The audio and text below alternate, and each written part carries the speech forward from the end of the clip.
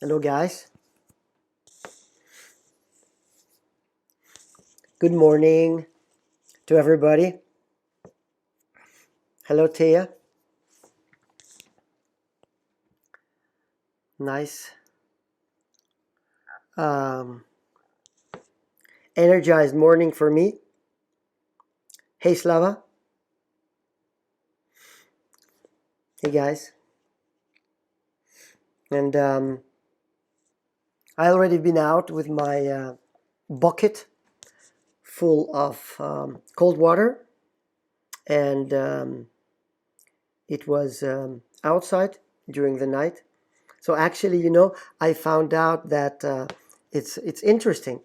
Um, um, I feel like, the first day my thoughts were when I've been using this cold water um, dosing. I thought whether or not it will be, I will feel like doing it next day in the morning, or it will just stop. Because, well, it's also a lifestyle change for me. I used to swim in the sea, used to swim in the lake, also in the winter. But this one with a bucket of water in the morning, it was somehow I never really did it so much.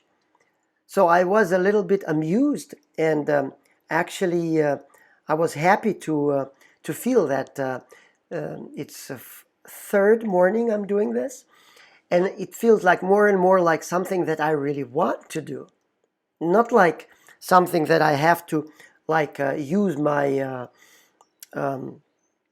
power of will to do, to ensure that I'm going to do this, to have a better immunity. No, actually, it's fun. It's fit. It's nice. Um, we say in English, in Danish, they are fit. It's fat. It's nice. It's really nice. So yeah. So I'm excited. I really love it because when I do this, I'm very energized, and morning is easy and nice. So yeah, very good procedure. Okay, guys, we have connecting the dots with Sakharoff number 5 today. And I was just making a Russian alive in the Russian group, and we have number 77. We call it also connecting with the dots. And number 77. Okay, now I'm doing it every morning from Monday to Friday, also for our Russian trainees. Okay, connecting the dots with Sakharoff number 5. Iron deficiency. Tiredness, shortness of breath, heart palpitations, or headaches? Question. Okay, consider skipping your coffee. Or veggies. Okay, it's an interesting a little bit advertisement, right? Because and already several people are saying, yes, coffee. No skipping coffee. I'm skipping veggies. Yes, we love our morning coffee. I'm an addict. That's the one addiction that I really cannot deny or fully eliminate. I love my coffee. And actually, when I found this study that basically drinking coffee together with iron containing foods is bad, because then the iron is not basically it's inhibiting iron absorption. Wow, because we have some inhibitors of iron absorption, and they are called phytates and polyphenols. Man, I was so unhappy. And I found out that this study was saying that it's basically only about some specific kind of iron. Because we have two kinds of iron. We have, let me say that the first thing, according to World Health Organization, at least 2/3 of the world's population lack iron. It's a very important trace element which is necessary for cellular respiration and oxygen saturation of the body. It's also responsible for functioning of the immune system, of the endocrine system. And some people take iron additional, in pills, which is, I don't think it's a very good idea, because basically we have a full complexes of vitamins and minerals in our foods, and that's what we really need to eat. We need to understand what kind of foods where all the vitamins are contained and are promoting absorption of each other. Would be nice to have these packages, right? Okay, so yeah. And also iron is the most abundant metal in the earth crust. It's a very big role in our economic life, in the society, but also in the human body. So the body itself is not capable of producing iron. So we have to receive it from external sources. And here I just saw this study that shows that coffee and caffeine can interfere with iron absorption. Well, again, we have two kinds of iron, I found out a long time ago. We have a heme iron and non-heme iron. Heme iron is called like that because it's embedded in hemoglobin. Okay? That's why the iron that is in hemoglobin is heme iron. Okay? It actually binds oxygen in all mammals like us, and helps us to transport oxygen. And the non-heme iron is the iron that is found in legumes, in whole grains, and leafy vegetables. And it's, this is a very big difference between those two, because heme iron is very easily absorbed because it's the same kind of iron that is in our body. And this iron we can get from meat. Well, different kinds of meats, also fish. Okay, it's easily absorbable, but it's a heme iron. Non-heme iron is not so easily absorbable. And this is very interesting. Now it becomes a little bit interesting, because you see, the study that I was reading about coffee and caffeine that can interfere with iron absorption was saying that tea and coffee contain some microelements they call polyphenols, which have an affinity for iron. Okay, the same polyphenols that very often advertised as offering health benefits due to their antioxidant properties. So we have a problem here. If we eat some foods that contain those polyphenols, and actually another inhibitor that is called phytates, and they are those inhibitory factors that are components in vegetables. Okay, if we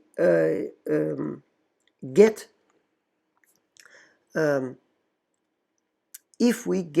those inhibitory factors, they inhibit absorption only for non-heme iron. It means that if I drink coffee that has basically those polyphenols after having eaten a little bit of coffee after meat, it will not affect iron absorption, because there's a heme iron in meat. But if I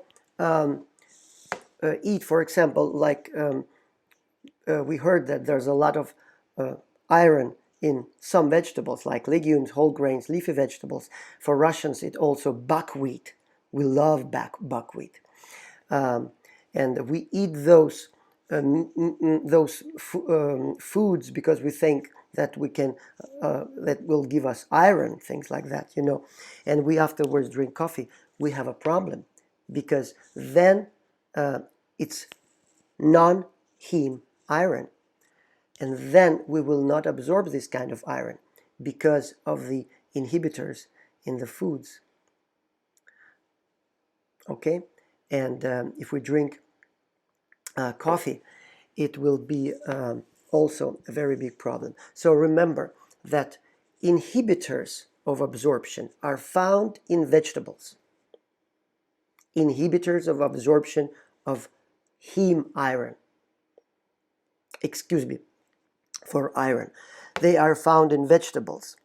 And there are phytates and polyphenols. And there's also absorption enhancers of iron. And this is basically vitamin A. It promotes the absorption of iron. And it's really interesting because where do we have vitamin A? Vitamin A is mostly, when I eat, I eat liver. There's a lot of vitamin A in liver. And there's also a lot of vitamin A in eggs. So basically those foods, they really fit to each other. That's what I eat anyway. I have very good energy levels during the day, so I eat meat. I eat 3 times a week, about every second day I eat liver. I eat eggs every day, and I have a very good blood panel when I take blood tests. Everything is all right.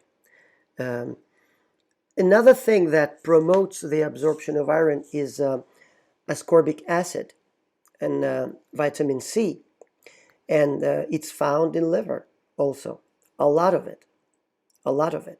So and it enhances absorption of iron again. So, and another thing I want to say, that basically everything new is a well forgotten old, you can say. Remember that it's also an inhibitor of iron absorption. It's calcium. It's an antagonist to iron. So if you like Russians, for example, eat buckwheat, right? Buckwheat contains non-heme iron. In Russia, they used to eat buckwheat with milk. Milk contains calcium. So they actually annihilate or makes it difficult to absorb each other. Iron in buckwheat and calcium in milk, they are antagonists. And the same thing, you know, remember in Jewish tradition we have something called kosher rules, saying never eat meat and milk products together. Now we understand. You get anemic, basically, if you blend, because they are antagonists. Heme iron in meat and calcium in milk. So we have to separate dairy products used separately from iron products, so we'll get more benefits from each other. And there's a study showing that iron absorption is 45% better when taken separately from calcium. Okay, now we have kosher rules. Good, guys, and I just wanted to tell you why is it interesting? Well, because as I said before, hemoglobin, iron is a very important dietary nutrient necessary for the formation of hemoglobin, which is a complex protein that transports oxygen. through the bloodstream, delivers to cells where oxygen is needed to produce energy. You know, energy is produced inside the cells, in the mitochondria. We make this ATF, adenosine triphosphates, which is our way of getting energy. Yes. And hemoglobin binds oxygen.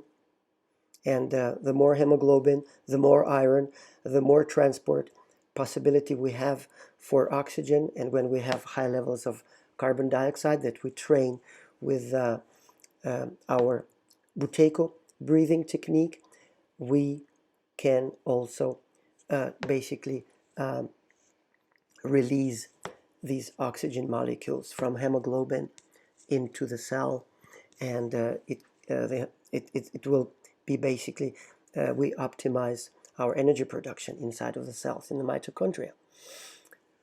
So that's why it's very, very crucial.